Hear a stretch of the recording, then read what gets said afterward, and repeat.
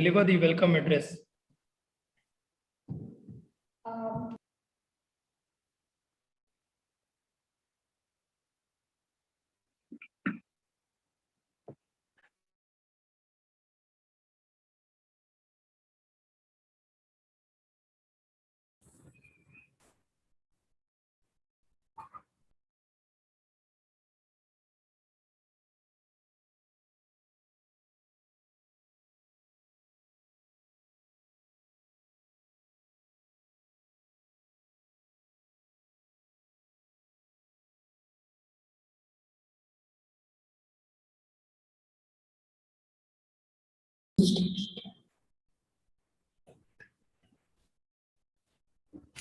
A very good morning.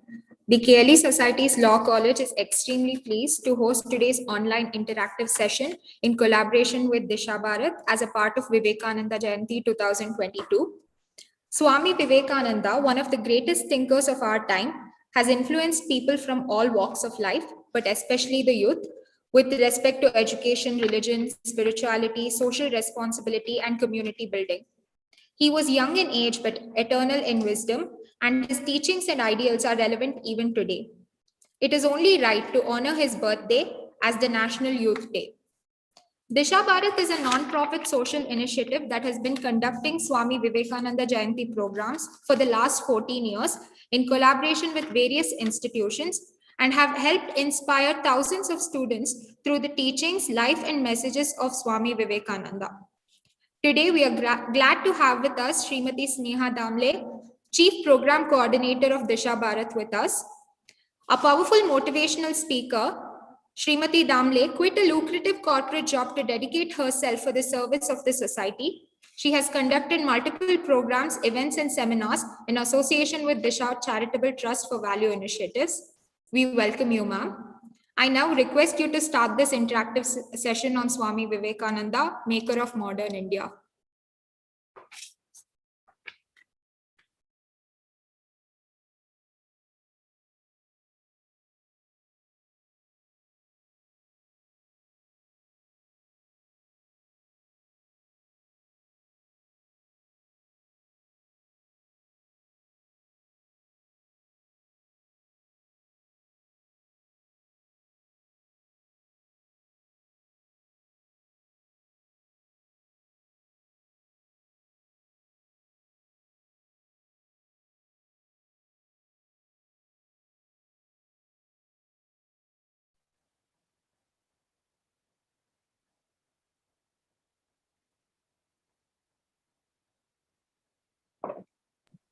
Ma'am, you are unmuted now. Yes, I was not able to hear anybody there, so we're just trying. Okay. Yeah. So can we start the session? Hello? Yes, ma'am, you can start, ma'am. Yes. Okay. One question I wanted to ask before starting, which is the language that you would prefer? English, Kannada, or mix of both? Ma'am, we are actually a heterogeneous crowd. I think English would be better. All right. Yes. So that's the spirit. That's the inclusivity that we have. Because we are heterogeneous, because we understand that there are people from different places and different walks of life. We feel very proud to include them, the tolerance, the inclusivity, the brotherhood that we show. I really appreciate that. Wonderful. Let me start today's session. Vagartha viva santripto, vagartha pratipattaye, jagatah pitaro vande, Parvati Parameshwaro. Ratnakara dhautapadam Himalaya kiritinim, Brahma Rajarshi Ratnadhyam, Vande Bharatamatra. A very good morning to all my dear friends on the virtual platform on the other side. Wish you all a very, very happy Youth Day. My dear friends, whenever I wish somebody on the occasion of Youth Day, I always keep thinking, India or Hindustan can also be called as Youngistan, is because, as you all know, more than 60% of our population is youth. We are the youngest country in the blood, mind, and soul. So in that way, when I think out of these many crores and crores of people who have come, who have been, who have left a mark in the society for the world, why do we celebrate only Swami Vivekananda's birthday as Youth Day? Didn't we get anybody else who have lived, who have done something for society? Why Swami Vivekananda? Can anybody chat or give your answer about this? What do you feel? Why should we celebrate Swami Vivekananda's birthday as National Youth Day? It can be your birthday, it can be my birthday, anybody's for that matter. Why Swami Vivekananda? Can somebody type out or chat?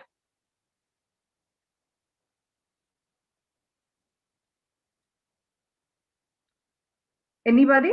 What do you feel? I hope they have, yeah. The person influenced the world, wonderful. Yes, he did. Many have. Why Swami Vivekananda? Many people have influenced the world. Why do you feel Swami Vivekananda is important as a youth icon? Anybody else? Quickly? He has motivated youth in particular, is what Monisha says. Firm opponent of power, proponent of power in youth to bring about the change in the world. Absolutely. Anybody else? Quickly, more answers. Why? What is your thought? My dear friends, you're law students. You should have more points on this. He himself was young, but had a wisdom of an old sage. Absolutely. That's what even Sister Nivedita tells about Swami Vivekananda. Why do you feel? Okay, wonderful. Wonderful to see a lot of messages personally sent as well. Thank you so much. Yeah, he was the greatest spiritual and social leader. There have been many. Okay.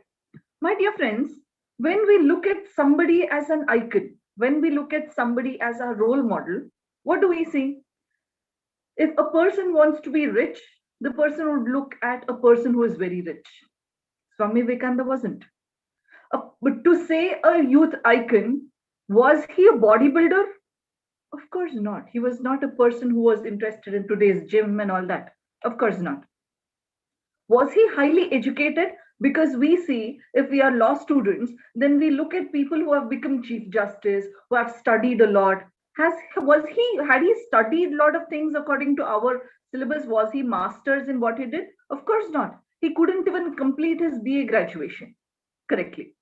Did he live for so long? For example, if we take Sir M. Vishweshwaraya or Siddhganga Swamiji, they lived for a long period. They made a mark for almost 100 plus years. Did he live for long? Of course not. He didn't even complete his 40 years. To an extent that he was unknown till 30th birthday of his life. So what made him so special? How was he special? And today's topic is, why do we consider Swami Vivekananda as the maker of modern India? My dear friends, when we say modern India, we look at today's India. Of course, we are very proud to celebrate Azadi Ka Amrit Mahotsav. We are celebrating 75th Independence Day. And when we look at our country, we feel very proud. Of course, there are a few challenges that we are facing, but undoubtedly, apart from that, we are still going ahead. We are one of the fastest developing country of the world, right? We have a lot of power. We have a lot of power in terms of literacy, in terms of defense, in terms of industries that we have, in terms of brain power, in terms of manpower, in terms of agriculture, in terms of lawmaking, in terms of ours is the biggest democracy, ours is the largest constitution. You name a thing and we have an imprint about the world, for the world. There is something that people are waiting to learn from us. That is modern India, my dear. And when we look all these developments today, we always I always keep thinking, where does this route to? Where there should be some nucleus, there should be some start point where all this would have started. And When I digged deeply about this, I found one person as a nucleus, and that was Swami Vivekananda. Let me tell you how. How do I think that he is the maker of modern India? And my dear friends, this is not what I have quoted. This is not my quote that Swami Vivekananda is maker of modern India. It is the quote of Netaji Subhash Chandra Bose. He has said that Swami Vivekananda is the maker of modern India. Why do we feel so? What is his contribution? Let us start having a Simhavalokana or a quick bird's eye view about his contribution towards the development of our country. When we look at our country, my dear friends, first thing that we feel good because we are law students, we feel good that first thing is we are a free country. When we look at our constitution itself, we have so many rights that we have. Apart from that, we have so many duties that we have to perform. We are very happy to be, we are very happy not to be under the shackles of anybody today. We know what to do, we know where to live, we know how to live, we know how to develop our country. And for this freedom struggle, when I say, it is not an easy piece of cake that somebody gave, decorated in the platter and gave it to us. Of course not. You would have studied that. It is the sacrifice of more than 6 lakh families because of whom we are enjoying this freedom, my dear friends. Azadi sumne barlilla. ये किसी ने हमें थाली में परोस के नहीं दिया कि ले लो बेटा, enjoy कर लो. Of course not. We have struggled a lot. And in that struggle, Swami Vivekananda has created his mark. For that, when I think that, I always think about a great revolutionary who was highly inspired by Swami Vivekananda. Before telling about that revolutionary, let me tell you about an incident that happened in the life of Swami Vivekananda. We all know where he became very famous. He became very famous on 11th of September 1893 in the Parliament of World Religions that was held in Chicago. He gave his marvelous speech. He became extremely famous world around. He traveled across the Western countries and he was about to come back to India. And when that happened, he was traveling through ship. He reached the tip of India, the then the then India, today's Sri Lanka, Colombo.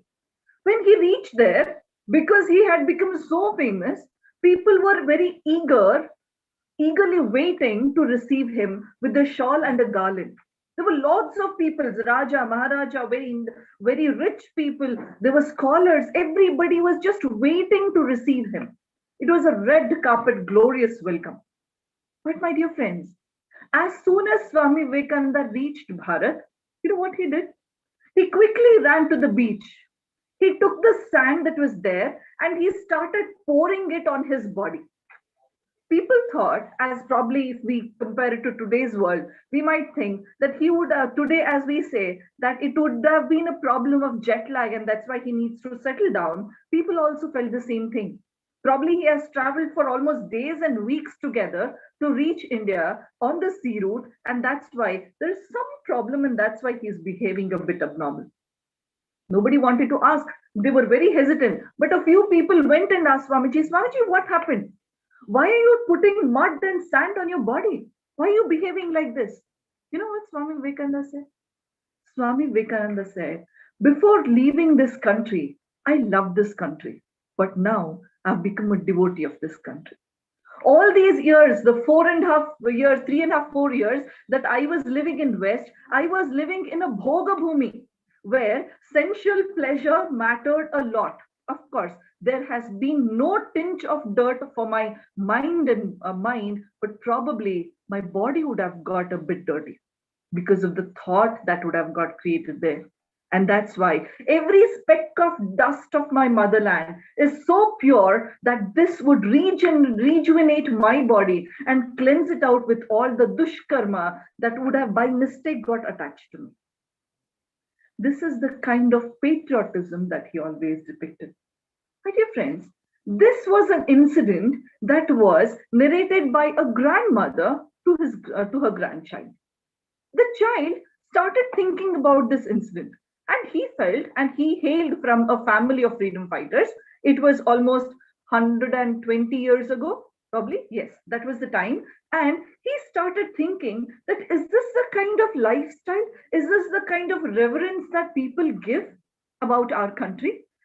If a Swamiji who is so pure himself, who is so divine himself, he thinks that every speck of dust is pure to cleanse his body, then how divine is the motherland?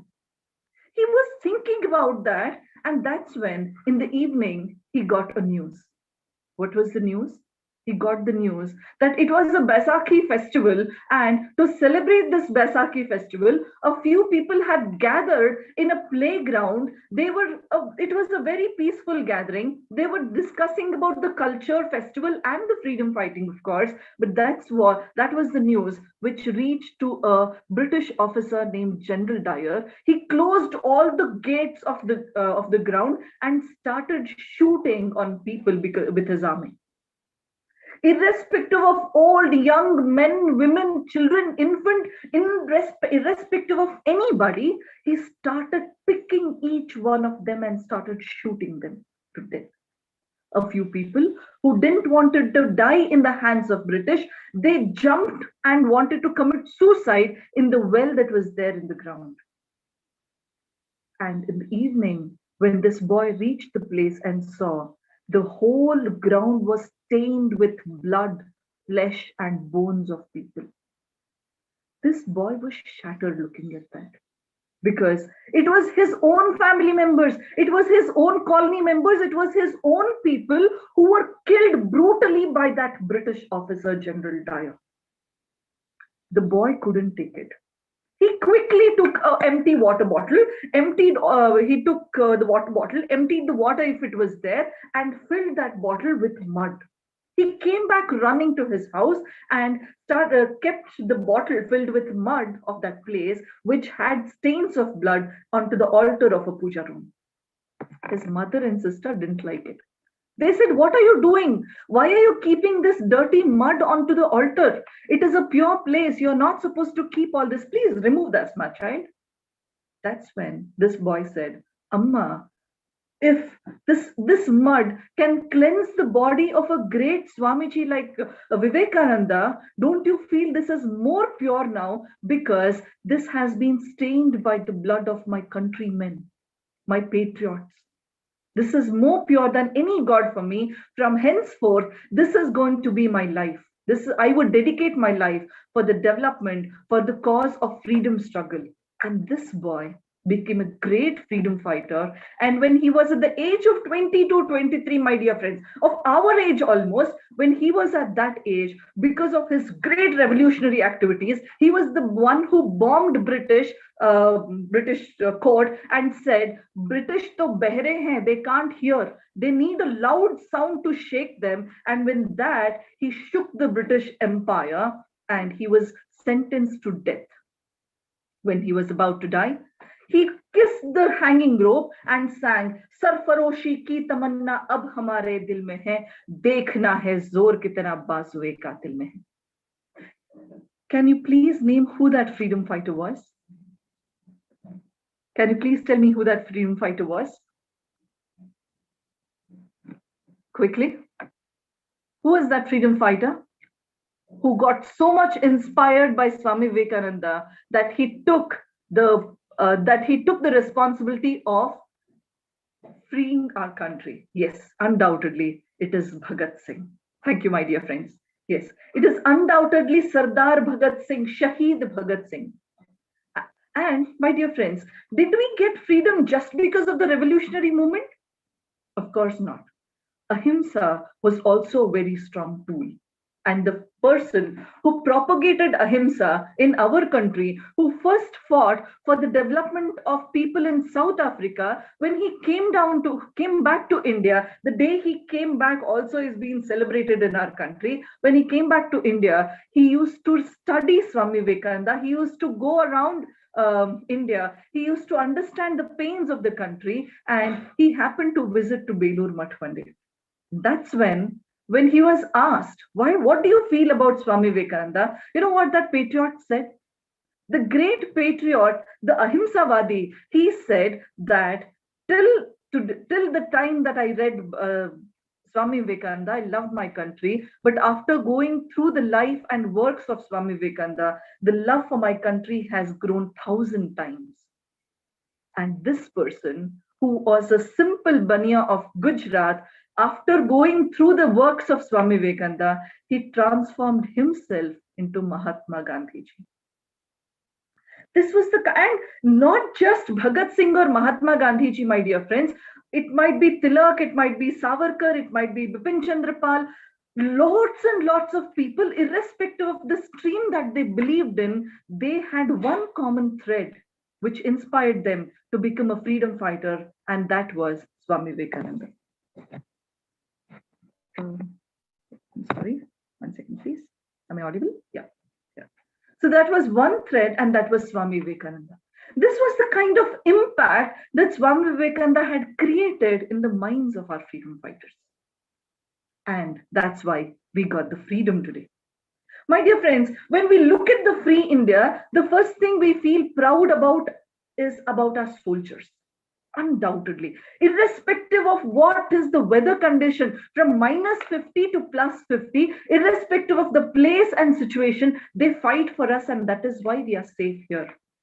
And when I say defense, how can I forget this great freedom fighter who was the reason for a strong defense army today? This was a person who was in his 9th standard. Let me tell you an incident where Swami Vivekananda inspired this boy. He was a 9th standard boy, and in his vacation, he happened to listen to a lot of speeches of different people, and he happened to listen to the speeches of Swami Vivekananda as well. That moved him so much. The speeches of Swami Vivekananda moved him so much that he got so inspired about Swami Vivekananda, he wanted to meet him. This was 100 years back. He wanted to meet Swami Vivekananda, and that's why he went and asked his family members. They didn't agree. Because he was a 9th standard boy, they didn't wanted him to go to some ashrama and do something there. They didn't wanted him to do that. But this boy eloped. He went to Belur Matha and started searching for Swami Vivekananda. Everywhere he used to go and ask for people. People thought this boy is crazy. But there, a senior monk of Ramakrishna Ashrama in Belur Matha, they called him and asked, "What do you want?" The boy said, I'm a great devotee of Swami Vivekananda. I want to meet him once. I've come a long way to meet him. That's when the senior monk said, it's a long time that Swami Vivekananda has demised. He has left his mortal body. Listening to this, the boy was shattered. He didn't know what to do. He was depressed. And he went to the senior monk and said, I don't want to go back to my house. I want to stay here. I want to learn more about Swami Vivekananda. I want to be a sannyasi like Swami Vivekananda itself. But the senior monk looked at the boy and said, my dear child, you have a spark in your eyes to do something for this country. You go back home. I assure you that Swami Vivekananda will get the work done from you. Taking this message, the boy went back home. And my dear friends, when the young age teenage boy elopes from his house, how do you think the parents would welcome him? With a shawl? With a garland? Of course not. They were waiting for that boy. The father accused the boy, telling him that probably you didn't want to study more, you wanted to escape from your studies, and that's why you eloped in the name of Swami Vivekananda. That's what we have also heard, don't we? Or we are still hearing.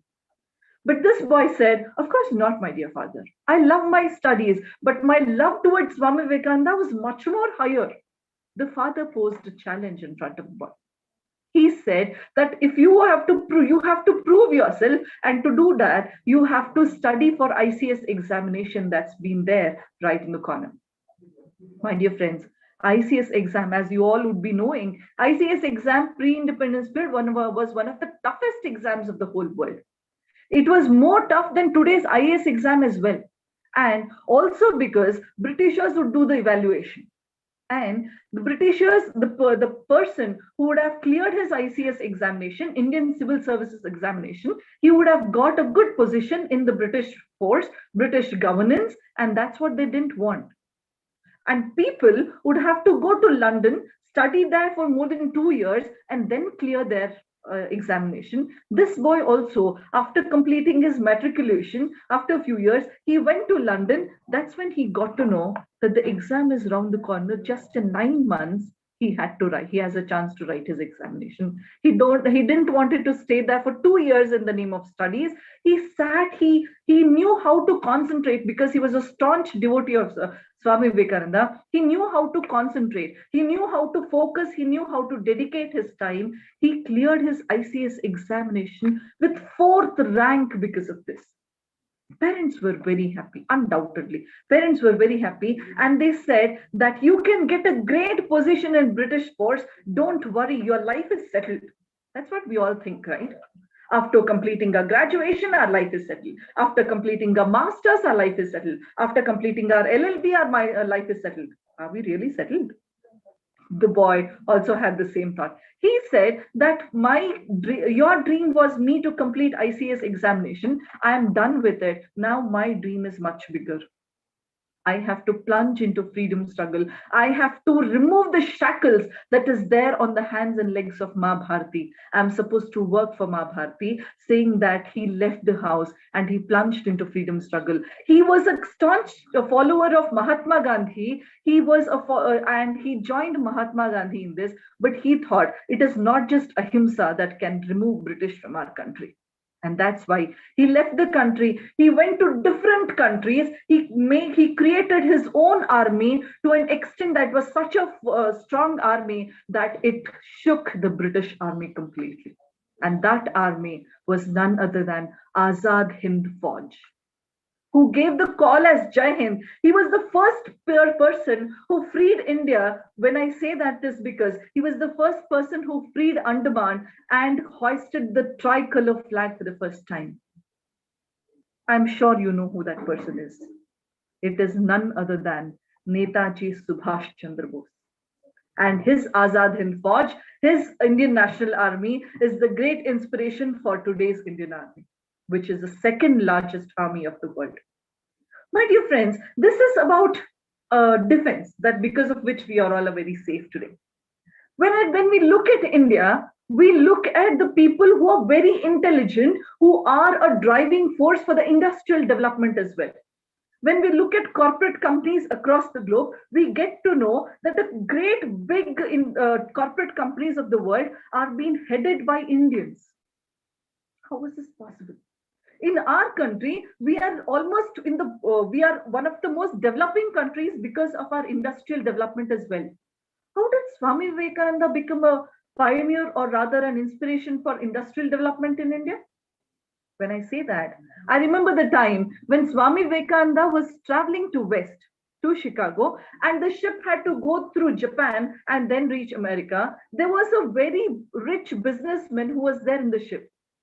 Swami Vivekananda's personality was so charismatic that people used to flock around him. They wanted to come spend time with Swami Vivekananda, speak to him, know more. And this was a regular duration, regular course of people.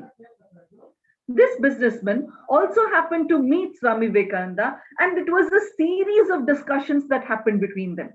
When Swami Vivekananda asked this man, "Where are you traveling?" the businessman said that I'm traveling to Japan and America. I want to start an industry. I want to collect all the machinery that is available there. I want to collect the scientific temperament that's available there, and then start an industry in America itself.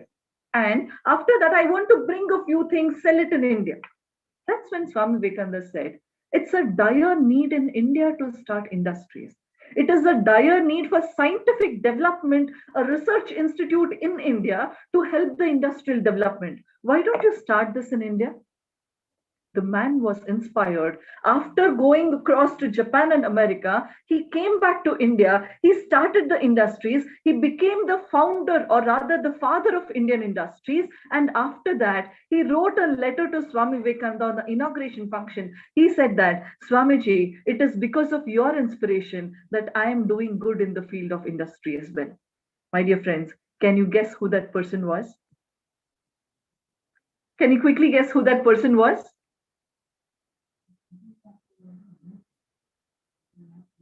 Yes, absolutely right, my dear friends. Fantastic answer. Big round of applause to all of you. It is none other than Jamshedji Nasarwanji Tata. Bang on answer. Yes, it was none other than Jamshedji Nasirwanji Tata, who is the father of Indian industries and also a person who has started one of the pioneer institute for the scientific research, and that is Indian Institute of Science, which we call as Tata Institute as well, which is there in our own Bengaluru. It's a proud factor for us as well. So this is a kind of importance that Swami Vivekananda gave to industrial development and scientific research as well. My dear friends, when I say about scientific research, there was a great scientist named Jagdish Chandra Bose, who was a person who also found out that plants have life. He discovered that plants have life, and he had got very depressed. He didn't know what to do. He didn't want it patent. He didn't want it anything. He wanted to leave all the research. That's when he got an inspiration from Swami Vivekananda, who inspired him to take the patent for his discovery. And also, a disciple of Swami Vivekananda, Sister Nivedita, gave him the motherly love. Also funded him by collecting fund from people for the research and development of Jagdish Chandra Bose. This is the kind of contribution in the field of even science that Swami Vivekananda has done directly and indirectly as well.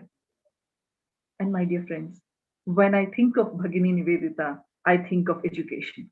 Because when Swami Vivekananda was in Ireland, he met a lady, Margaret Elizabeth Noble. She was a staunch devotee of Swami Vivekananda. She wanted to become a disciple of Swami Vivekananda, and she said that I want to offer my life for your cause. That's when Swami Vivekananda said, if you want to offer for me, it is not for me that you have to do something. Do it for my country. What's to be done? He said, in my country, women are not getting educated. It is not mere education that they need, but also the empowerment.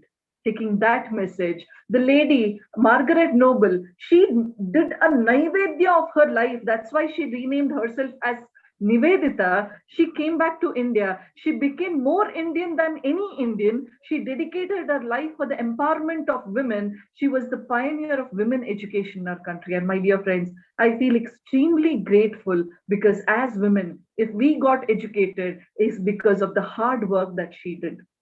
And it is not that reading and writing and arithmetic is what she taught, but she taught about the patriotism, she taught about the cultural values, she taught about the moral values, and she helped a lot of freedom fighters. She encouraged them, she funded them, and she was one of the person who who created a lot of freedom fighters for the freedom struggle of our country. That was the contribution of Sister Nivedita. And my dear friends, Jagdish Chandra Bose to Nikola Tesla, we see a lot of people who are inspired by Swami Vivekananda. And when I say, why was so much of importance given to women education by Swami Vivekananda is because he always used to compare a society to a two-winged bird.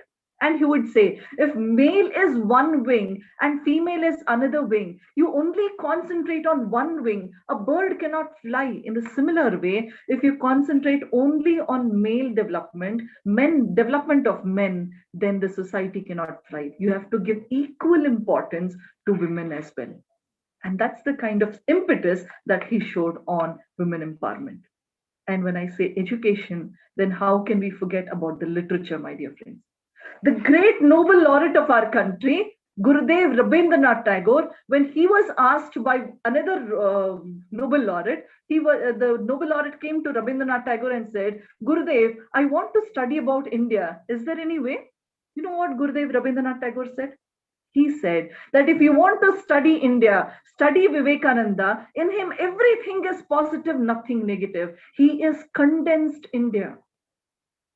And after that, when it was about Gurudev Rabindranath Tagore, who was a Nobel laureate, but our own Kuvempu, Rashtrakavi Kuvempu, he was a staunch devotee of Ramakrishna Paramhamsa and Swami Vivekananda. He stayed in Mysore for more than 10 years. He went through the lives and works of Swami Vivekananda for 10 years, and the concept of Vishwa Manavatva that he has, the concept of universal brotherhood that he has, he demonstrates is because of the works of Swami Vivekananda. And he was the one who has given the Sannyasi Geet, the Chagi Geete that we all sang. He has depicted beautifully, and he has written the autobiography of both Swami Vivekananda and Ramakrishna Paramahamsa. And that is the kind of importance, that is the kind of impression that Swami Vivekananda gave for the writers, poets, literatures, everybody in our country. And when it comes to rural development, my dear friends, how can we forget that the more than 60% of our country is rural area? And for the development, Swami Vivekananda has done a great thing. He has inspired great men, from Subramaniam Ji to a person whom I'm going to tell you, an incident about a person who I'm going to tell you today. Who was that? This man was a 7th standard failed person. He didn't know what to do. He was searching for a job. He got a job in Indian Army as a truck driver. And it was a time when India was facing the war with China. He was a truck driver. He took all the soldiers in his truck. He traveled with them. And after the war, he got to know that not even one person, one soldier is alive. He was the only one alive in his truck. That's when he felt very bad. He wanted to commit suicide. He said, I have done nothing for my country. Everybody has sacrificed for their lives, and I'm here doing nothing. I also want to sacrifice my life sacrifice my life. I want to give away my life. I want to commit suicide. And that's why he goes to nearby railway station. He keeps his head on the railway track and is waiting for the railway to come. But my dear friends, instead of railway, he gets a railway announcement that Indian Railway 1 hour late. He said, why should I waste my time on the railway track? Shall I go and sit on the platform? When he goes and sits on the platform, just by chance, he happens to look at a bookshelf, and there was a book which was read as, the slogan on the book was read as, "Arise, awake, stop not till the goal is reached." And this man said, that stop not till the goal is reached? And I had come here to commit suicide? I have to have a goal in my life. I have to do something for this country. I couldn't die for my country. Let me live for the country. Having this thought in his mind, he goes back to his village and finds that the village was in shambles. There was no education at all in the village. Women were treated very badly. All men were into drinking. There was erect shop. There was a tandava of erect shop and bad habits in their village, and agriculture was at zero. The man said that I have to dedicate my life. Whatever bit of money that he had out of his service in the army, he accumulated that. He used to help people with that money. He used to stay under a tree in front of the juggly of a temple, and he used to work for the people there. He used to inspire them. He educated people. And today, you know how the village is? After 20 years, my dear friends, that village has more than 16 PhDs. Their agricultural produce is the finest to an extent that they export it to other countries like Australia and Brazil. There is not even one wine shop in the whole vicinity of the village and the taluk, and all women are treated with high respects and high regards. And with that achievement, UNESCO has identified that village as one of the 5 model villages of the whole world. And when he thought that I have developed my village, now I have to do something for the country, he fought against corruption, and he was the one who was a pioneer for bringing the Lokpal bill. हजार लोग आके उनके साथ जुड़ गए, हजारों लोग आकर उनके साथ जुड़ गए और उनको सलाम करते हुए बोले, अन्ना हजारे, आपकी वजह से हम हैं, आपके लिए हम हैं. He was none other than Anna Hazare. My dear friends, just one slogan, arise, awake, stop not till the goal is reached. Just by that one slogan, a person got transformed himself who was about to commit suicide. He was a person because of whom thousands and thousands of people are getting their right to live. My dear friends, that is the kind of impact that Swami Vivekananda created in the minds of people. There is no place, no field where Swami Vivekananda has inspired. Take it NGOs, of course. There are a lot of NGOs which are inspired by Swami Vivekananda. Take it yoga institute, take it sports institutions. Swami Vivekananda himself was a sportsman. He was very good at football and cricket. He used to encourage people to play cricket and football. And when it comes to politics, from Barack Obama to Narendra Modi, from Jayalalitha to Mamata Banerjee, there were lots and lots of people, lots and lots of politicians who are inspired by Swami Vivekananda. My dear friends, when I see the magnanimity of Swami Vivekananda and his inspiration, I always feel that it is just a few fields that I've named, but he has been inspiring people and he will be inspiring people. Probably it is just that he's waiting for us to get inspired. And you tell me, a person who didn't even live till the age of his 40th year, how could he inspire so many people? It cannot be a fluke that he became famous on one day. There should have been a commendable strength. There should have been a commendable ingredient that this man is filled with. What is that? How was this man made? What made him the Swami Vivekananda that we see him today? How did he build himself bit by bit? And what were the factors? Who were the people that built him as from a young boy to Swami Vivekananda? Let us look at a few incidents only to look at what made him Swami Vivekananda, a youth icon not just for our country, but for the whole world. Let's say that, my dear friends. We celebrated his birthday on 12th of January. He was born in the year 1860. When he was born, it was a Sankranti day, my dear friends. That was probably a perfect definition to Sankranti. Sankranti is Samyak Kranti, a good development, a good revolution. And he was the one who was born in the darkest times of our country.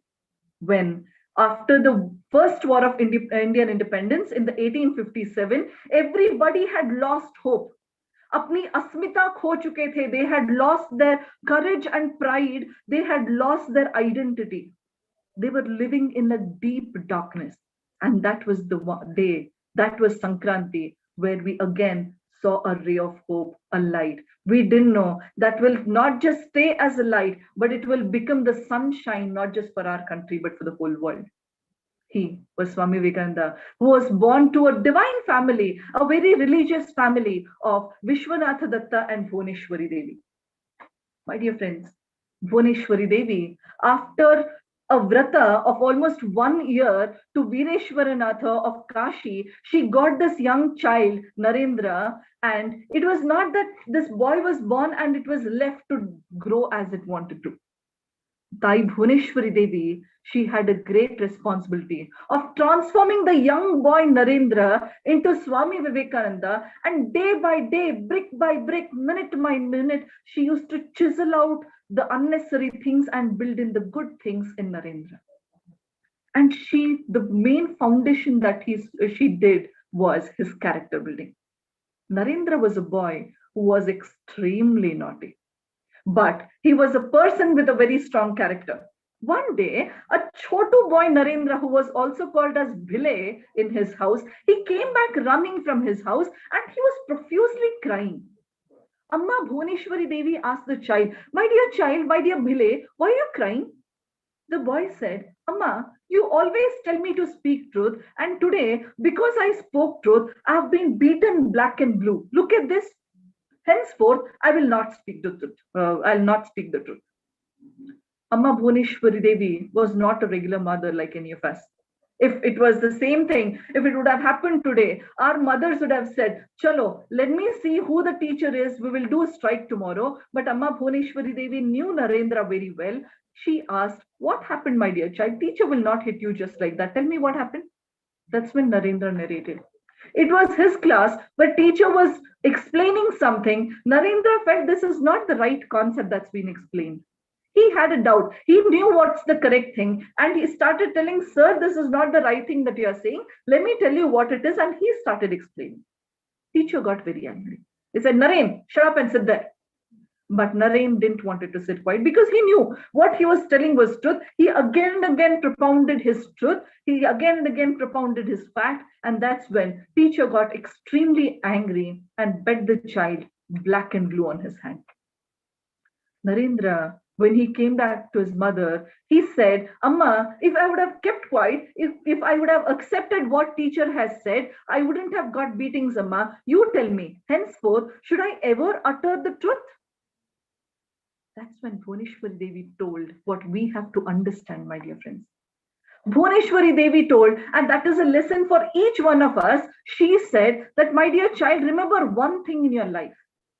Any day, if somebody comes to you, keeps the knife on your throat and says, if you tell the truth, you would die instantly. But if you would lie, you can live for 100 years. It is better to die instantly telling truth than living a life of lies. And that's why when Swami Vivekananda, when he became Swami Vivekananda, he says, anything can be sacrificed for truth, but truth cannot be sacrificed for anything. My dear friends, let us introspect ourselves. We are going to be professionals. We are going to enter into society. We know what is the kind of jawabdari, we know what is the kind of duty that we are supposed to perform. We are going to be lawyers. We are going to be lawyers. And when we get into the society, are we going to be lawyers itself, or are we going to be liars? Let us not make ourselves liars. Let truth be the foundation of our life and our profession. Understandable. Probably probably a lie might get us a few more bucks in our life, but would it give you a few more minutes of peace? Think about it. Because whenever I think that, I heard one incident where a person had sowed neem seeds and he got a mango tree. Is it possible? Probably not. A person who had sown marigold plant, but he got rose flowers. Is it possible? Impossible. It is not logically, scientifically possible. Then, if you sow lies in the society and you expect a truthful society, is it possible? Think for yourself. But Narendra was a boy of truthfulness. One day, it also so happened that Narendra, when he was sitting in his class, teacher came and asked the rest of the students what they want to become. Everybody said different answers. They wanted to be doctor, they wanted to be engineer, they wanted to be a farmer, they wanted to be a teacher. When Narendra was asked, everybody thought the same thing, that Narendra will say he wants to be an advocate. My dear friends, he would have belonged to our fraternity, undoubtedly. He would have been an advocate because his father was a very famous advocate, Narendra Vishwanath Datta. But you know what Narendra said? Narendra said that he wants to be a Tangawala. Probably compared to today's world, he would have said that he want to become an Ola driver or cab driver.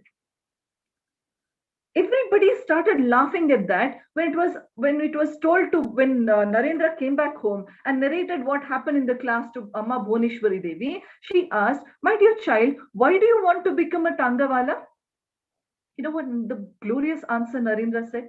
Narendra said, Amma, look at our Tangawala. He looks so glorious and majestic. When he sits on his chariot, he has a beautiful turban on his head. And when he goes tuck, tuck, tuck, tuck on the roads, that's when everybody goes to a side, they'll give way for him. And he's such an important person that if I have to go to school, I need a Tangawala.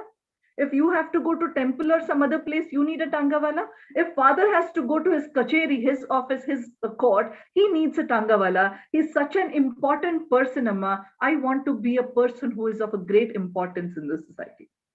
Amma Bhuneshwari Devi, she held the hand of young Narendra, took him to the puja room and showed him a photograph which was hung there, showing that. She said, my dear child, if you want to be a Tangawala, be a Tangawala like him. Who was that? What was that photograph?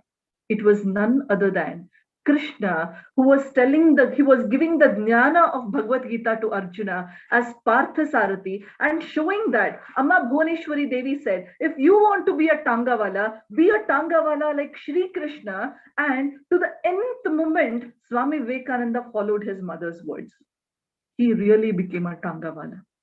In the glorious Tanga of his thoughts, he kept Bharat Mata and he went all across the globe and showed the glory of Bharat Mata to the whole world. Who else can be a great Tangawala than Swami Vivekananda in this whole world, my dear friends. That was one Sri Krishna who who gave jnana to the world, and this was one Narendranath Datta, rather Swami Vivekananda, who threw light, who gave light to the whole world again in this age. My dear friends, that was the kind of strong belief that what he wanted to do, he was very clear as to there has to be dignity in whatever we do. Many a times we feel, if not advocate, what would I be? We don't have an answer because we feel rest of it is low. My dear friends, whatever we do, it should have been done with complete devotion, and that can be a greatest profession itself in our life. That was the kind of person Narendra or Swami Vivekananda was.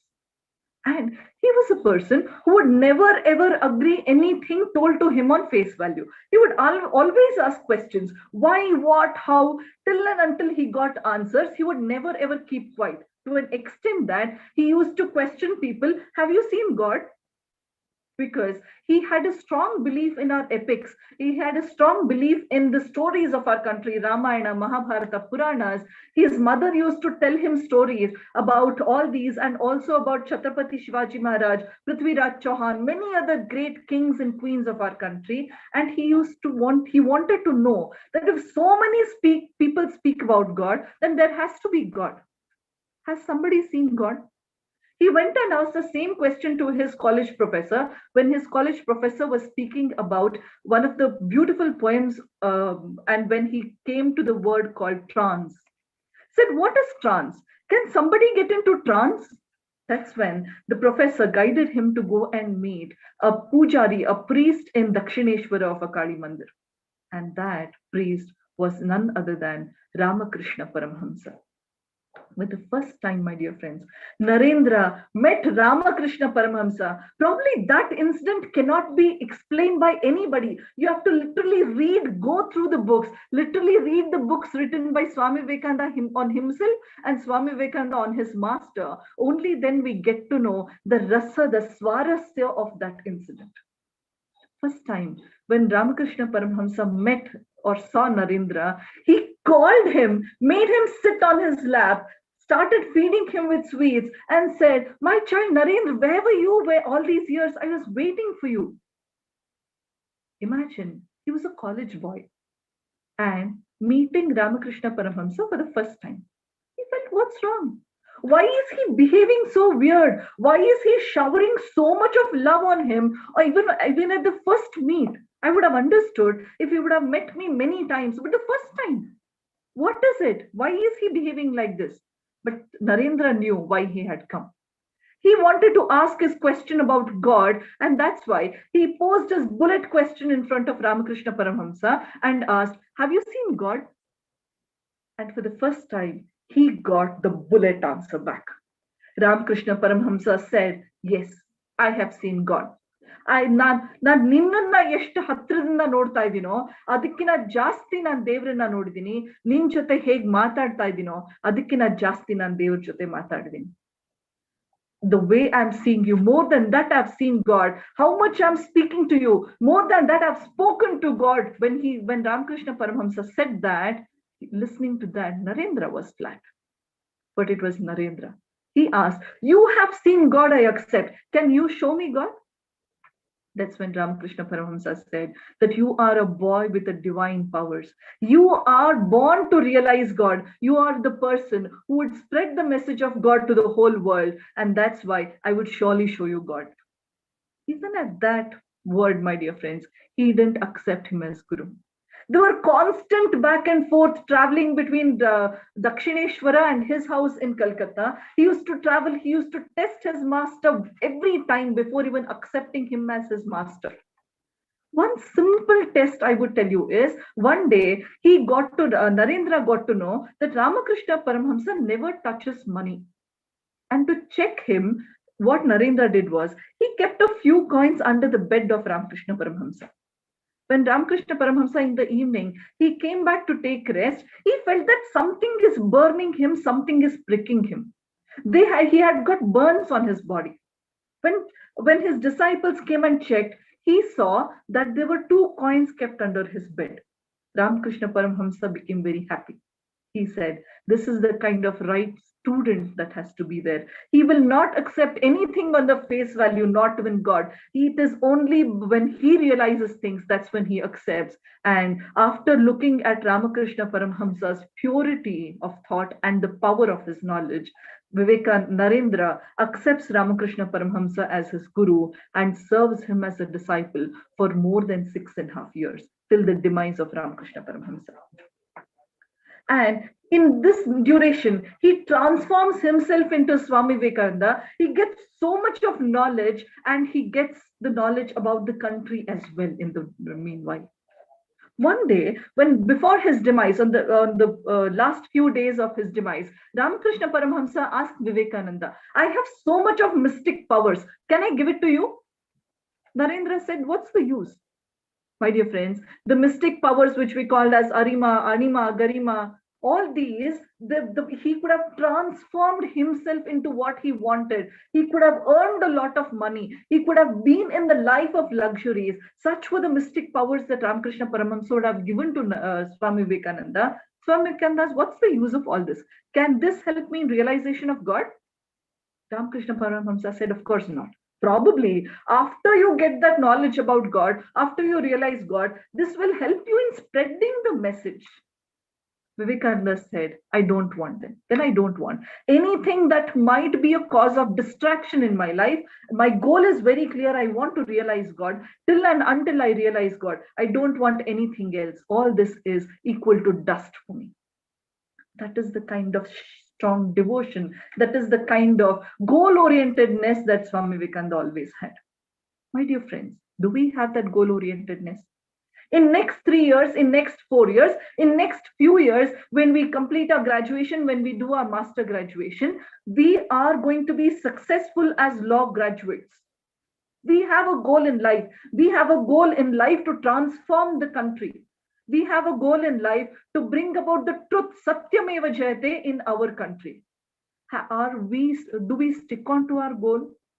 Can we concentrate every minute of our life towards our goal? That's what Swami Vivekananda has taught us in his life. After the demise of Swami Ramakrishna Paramhamsa, Swami Vivekananda wanted to look at whole country, and he didn't wanted to travel he didn't even have money. He didn't wanted to travel with the help of somebody. He wanted to travel as a wandering monk, a paribrajaka sannyasi. And in this duration, he used to see the differences, the ups and downs of our society. One day, he would look at the luxuries of palaces. A great kings and queens would invite him in their palace. They would give him all luxuries that could have been offered to a sannyasi. On the other day, he used to live a life of a bhikari. He would not have food to eat. He would live in some cowshed or on the benches of some platform. That was the kind of life that he saw, but nothing shook his mind. He used to take everything equally. Samattvadalli avaru tagolta idru. In this way, he used to travel from places to places and started knowing the strengths and weaknesses, opportunities and problems of our country. And in the meanwhile, in this journey, after visiting a lot of places, he reaches Kanyakumari. In Kanyakumari, after getting the darshan of Mata Kanyakumari, he goes to the banks, he goes to the beach and he sees a roaring ocean in front of him, Hindu Mahasagara in front of him, and in the midst of the ocean, he sees a rock. There's a lot of thought that is going in his mind. He has seen a lot of problems. He always thinks, who can solve these problems? And when he sees the rock, he wants to go and sit on the rock to meditate. He looked at a boatman and he called the boatman and said, can you please take me to the rock nearby? Boatman said, Swamiji, if you have money, I will take you. Otherwise, I will not be able to do that. Swamiji said, I am a wandering monk, Kappa. Where will I get money? But still boatman was adamant. He said he can't take without money. Obviously, it was his profession, undoubtedly.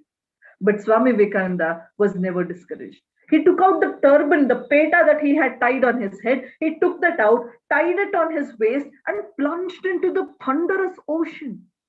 My dear friends, it was not a swimming pool near our house that he would have plunged, he would have swam across, but this was a thunderous ocean, Hindu Mahasagara, with a very dangerous aquatic animals. He swam across the ocean and he reached the rock and he meditated there, not just for 1 or 2 days. He meditated there continuously for 3 days.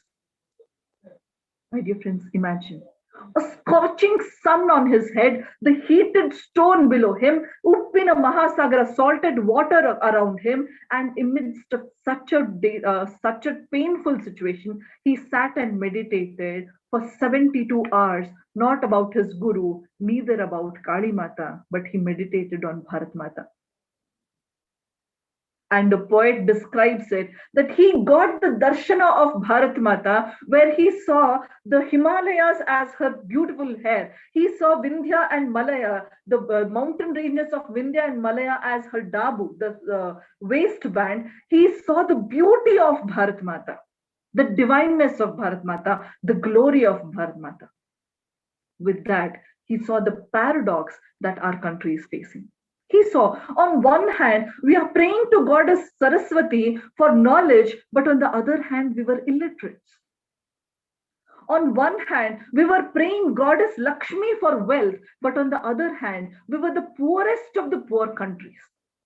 On one hand, we pray to Durga, Kali, Chamundeshwari for power, but on the other hand, we were in the shackles of British, we are under the boots of British.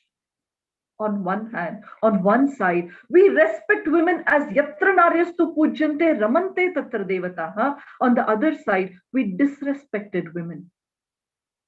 He saw, why is this so much of paradoxes? Why is this so much of problems? And why are people not doing something for the problems? He started thinking, why are Britishers not doing anything for this? They're ruling our country. But here he realized, and we are supposed to realize that probably if we have forgotten, that Britishers were never there to help our country. They were more to harm our country, and that's what they have done all the days of their reign in our country. When it came to kings of our country, they were not able to help because they were also under the shackles of British. And the common man, he had a hand-to-mouth situation, and how could he help for the development of the society? After all of them, he thought, what am I doing? Aren't I responsible? Aren't I living in this country? Every part of my body, everything that I have today, isn't this a contribution of my country? Aren't I responsible for this country? And he thought, yes, I am. I have to do something for that, for my country. And that's when he got the darshana of his guru, who gave him and who encouraged him to go to the West. And that's when he got to know that there's a great occasion of Parliament of World Religions that's been held in Chicago, and he has to go there and address the Parliament of World Religions meeting. My dear friends, when we as students, when we as citizens of this country, do we also get this thought? When I ask you, what are the problems of our country? Probably you would list down hundreds of them. And if we miss out something, there would be somebody who would Google and come back with a new problem. But have you thought who is responsible? When we look at our constitution, we look at what are our rights. Okay, have we got that right? Have I got this right? Have I got fulfilled with this right? Right, yes, correct. We have to get our rights. But have we have we given the same importance to our duties? Do we know what are our duties in this country? Do we know what are the things that we have to do for this country? How responsible are we for this country? Swami Vivekananda was a person who thought, I am responsible for the problems. I should be the part of not problems, but the solution. I am responsible to solve the problems of our country. And that's when he reached America. When he reached America, my dear friends, he had collected a bit of money from his disciples. And also, we as people from Karnataka, we should feel proud equally, because our own Odear king, Chamarajendra Odear, he was the one who also funded the travel of Swami Vivekananda. When Swami Vivekananda reached America, when he reached New York, he got to know that he didn't have enough money to sustain for 3 months, because he got to know that Parliament of World Religions is 3 months ahead of the time. He didn't know where to stay. He didn't know where to go and live, because he didn't know anybody in that place. When he was very depressed, my dear friends, he didn't know what to do. That's when a lady from Boston called as Lady Catherine, she came and helped Swami Vivekananda. She took him to Boston and she helped him stay there. After a few days, he got to know that mere living in Boston will not help him, because to speak in the Parliament of World Religions, he need a recommendation letter. He didn't have any. He didn't know he had to get a recommendation letter. And that's when Lady Catherine said that I know a professor from the Harvard University. I would take you to that man. The professor was a person with a lot of audacity. He was John Henry Wright. The person said that I can't meet any person who has come from the Datta Daridra Desha called India, a land of snake charmers, a land filled with superstitions. I don't have time to waste for such people. After a lot of persuasion, he gave only 4 minutes, after a lot of bargain rather. And when the conversation started between John Henry Wright and Swami Vivekananda, the 4 minutes, when it got transformed into more than 4 hours, nobody knew. The talks are going on, and Swami Vivekananda is trying to stop John Henry Wright, but he's not ready. He wants to know more and more about Swami Vivekananda, his knowledge. Swami Vivekananda said, my dear friend, I have come here for recommendation letter. Can you please give me that? John Henry Wright said, sir, you are such a knowledgeable person. You are like a sun. Does sun need somebody's recommendation letter to shine? You will shine, Swamiji. You don't need anybody's recommendation letter. Swami Vivekananda said, I'm impressed by the flowery words, but I need a recommendation letter, and that's a protocol. That's when John Henry writes a recommendation letter. And my dear friends, please go and read that recommendation letter. It says that if we put all the scholars and the great people, the great men of America for past 400 years on one part of the scale, and just the knowledge of Swami Vivekananda on the other part of the scale, Swami Vivekananda's knowledge will weigh much more. That is the kind of recommendation letter that Swami Vivekananda got in just a few hours of conversation with John Henry Wright. With that recommendation letter, he gets a chance to speak in the Parliament of World Religions. And my dear friends, he was extremely scared to face the Augustus audience. He had spoken before for a smaller crowd of 150, 20, 30, but it was an Augustus audience of thousands of people across the globe. He was scared. He wanted to postpone the program, and it was the last program of the day, last schedule of the day. The organizers came and said, Swamiji, if you don't speak, you will not get a chance today. And that's when he remembered his master. He remembered Bharat Mata. He went there and started with the 5 glorious words, 5 magical words, sisters and brothers of America. And that gave him a standing ovation for 2 minutes. My dear friends, 2 minutes of standing ovation. Many a times I felt that 2 minutes would be too much of saying. Probably they would have exaggerated. They would have clapped for 30 seconds or 20 seconds, and people would have exaggerated to 2 minutes. Of course not. It is a written document that he got a standing ovation for 2 minutes. When Swami Vivekananda then started delivering his speech about the kind of concept of universal brotherhood that India has given, concept of Vasudhaiva Kutumbakam, concept of tolerance that he says that when people were thrown away from their own countries, our India was the country which gave them ashraya to stay in our country, and he glorifies in the name of the monks of our country and the cultural roots of our country. People were sworn away. Next day, the newspapers also were blown away by the speech of Swami Vivekananda, and every newspaper, it was filled with the speech of Swami Vivekananda. It wrote, Christopher Columbus discovered the soil of America, but Swami Vivekananda discovered the soul of America. On 10th of September, a person who was unknown to anybody, on 11th of September, he was a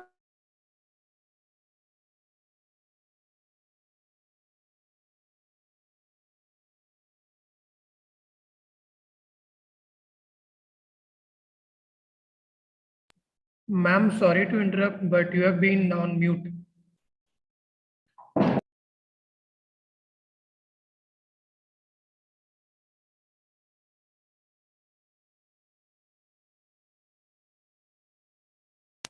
me personally, but they little dream that what they love in me is Ramakrishna Paramhamsa.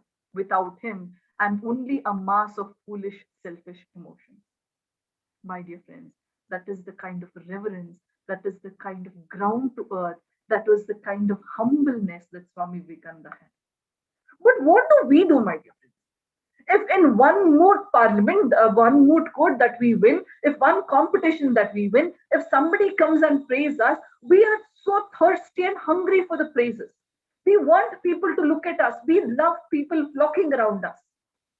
But Swami Vivekananda, when the whole country was flocking behind him, he felt that I am just the sevaka of Ramakrishna Paramahamsa. Whatever I'm speaking is Ramakrishna Paramahamsa is speaking through me.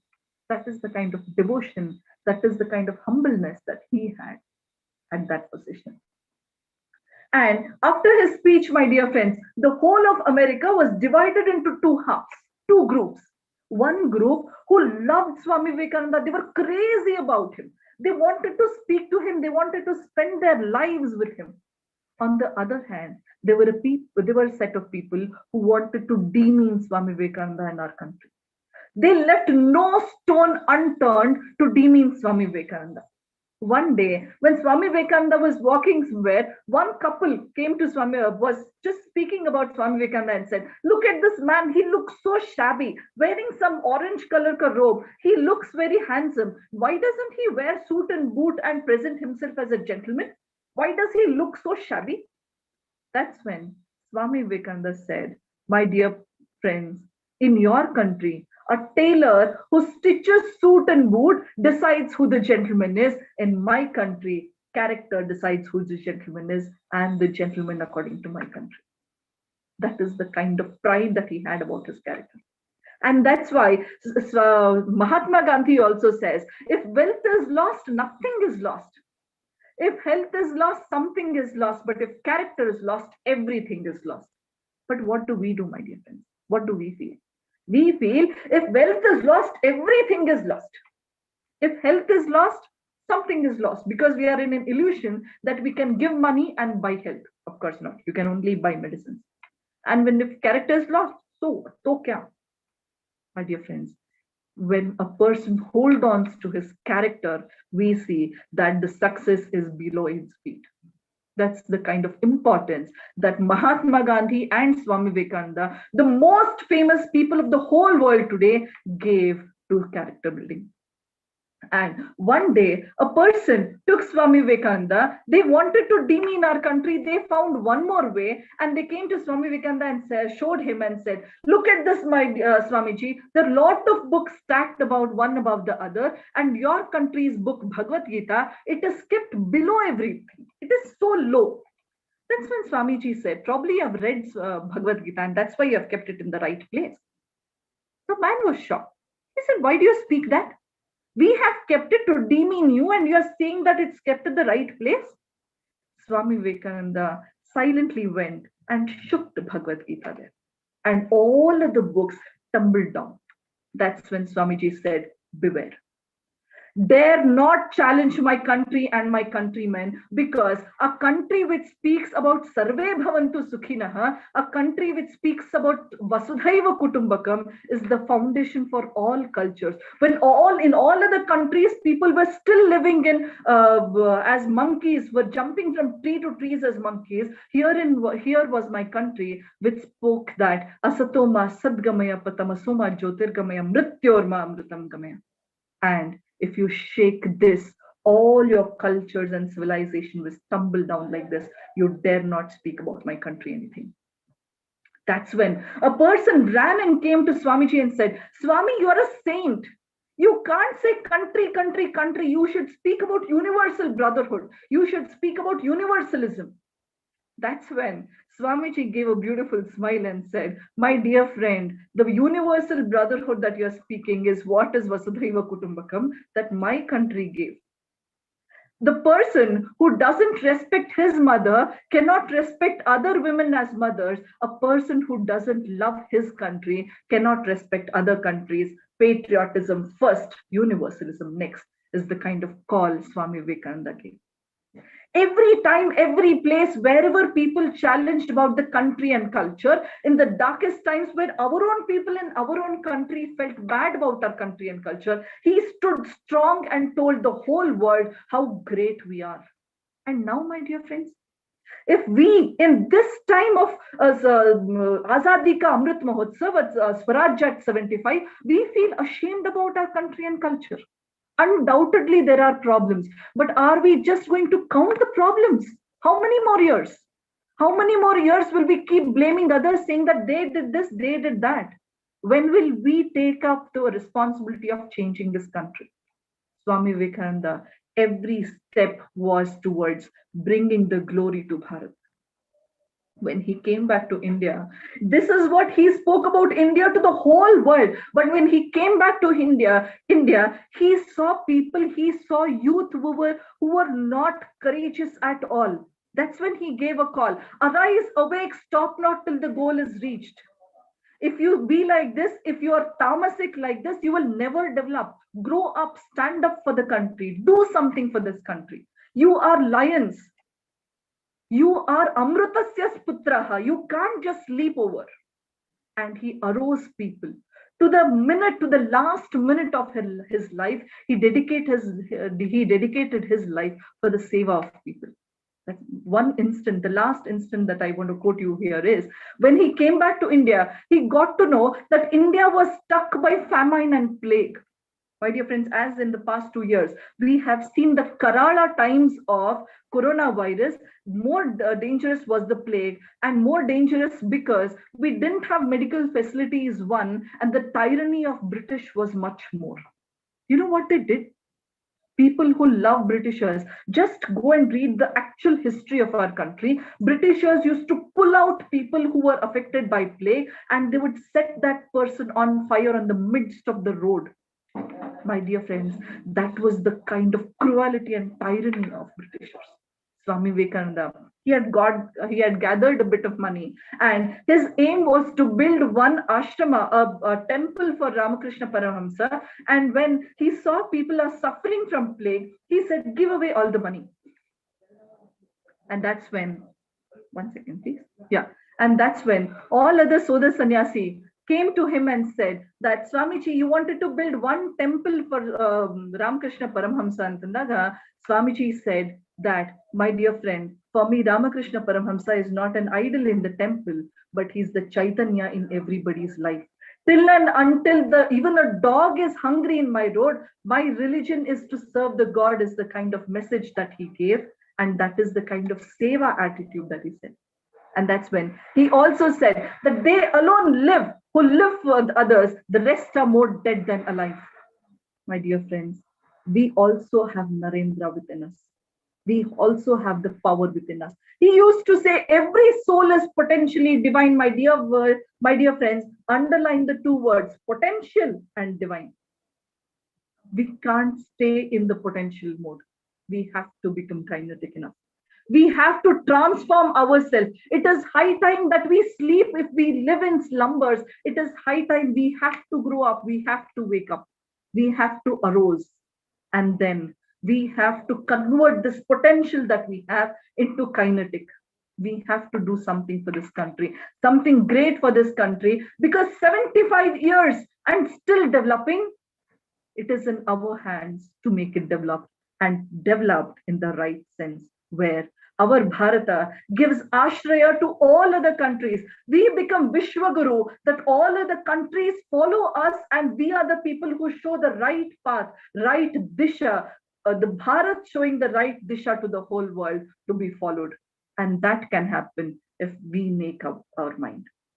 Once we make up our mind, my dear friends, once we make up our mind, then there is no force in this world that can stop India. And we all can become that great forces by the inspiration of Swami Vivekananda.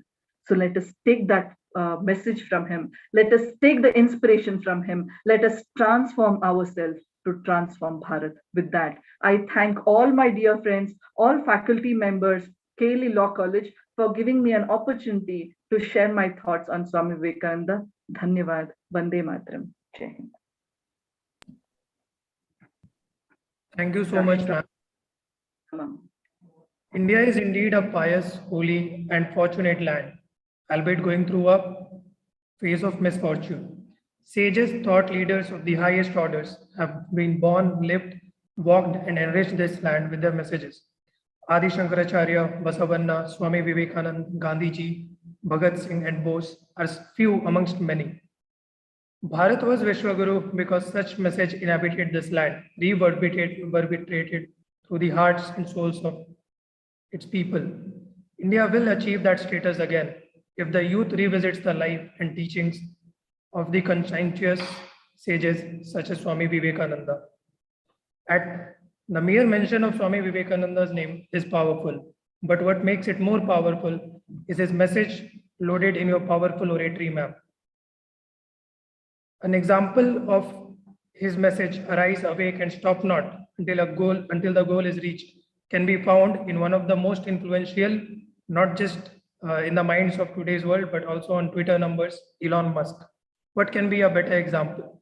I wanted to connect this to Elon Musk so that many of the students who might feel Swami Vivekananda is distant would get that message.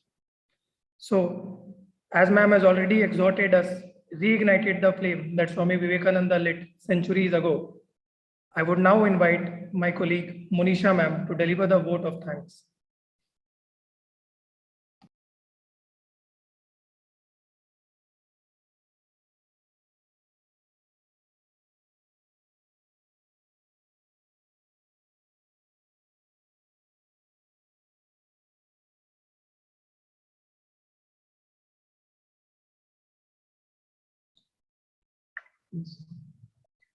A very good morning to our esteemed chief guest, Srimati Sneha Damle ma'am, who was the program coordinator, and Srimati Lavanya Radhakrishnan, liaison to Disha Bharat Bengaluru, our beloved principal, Dr. J.M. Mallikarjunaya, Dr. Manoj Kumar Hiramat sir, IQAC coordinator, faculty coordinator for this program, Mr. Kavishankar, assistant professor, my fellow colleagues, and my dear students. It is my privilege to express my vote of thanks and acknowledge the contributions for this event. I, Ms. Monisha, on behalf of KLE Society's Law College, Bengaluru, and the entire fraternity of this college, first of all thank Almighty God for good health, blessings, and in fact, an opportunity to conduct such astounding event despite tough times.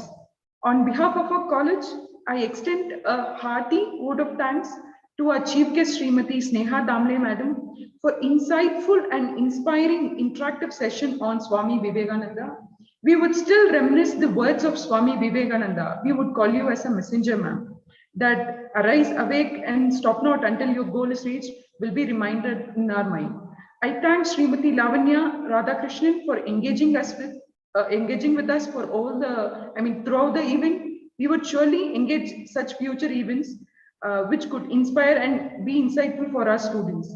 I am immensely thankful to our respected principal sir, who stand as a pillar of strength for all such good events. A special mention to our IQAC coordinator, Dr. Manoj Kumar sir, for being as a catalyst that stimulates to do the best in all kind of events. And I'm very thankful to the faculty coordinator, Mr. Kavishankar, for organizing this program, Ms. Dipali ma'am, and Mr. Tanmay sir for technical support in this program.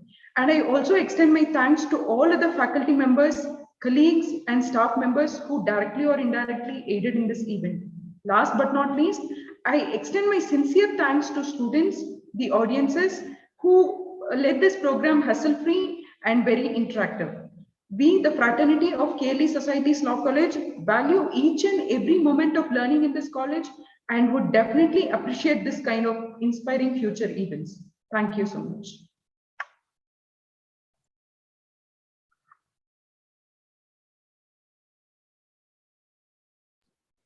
Thank you so much, ma'am. Now, participants.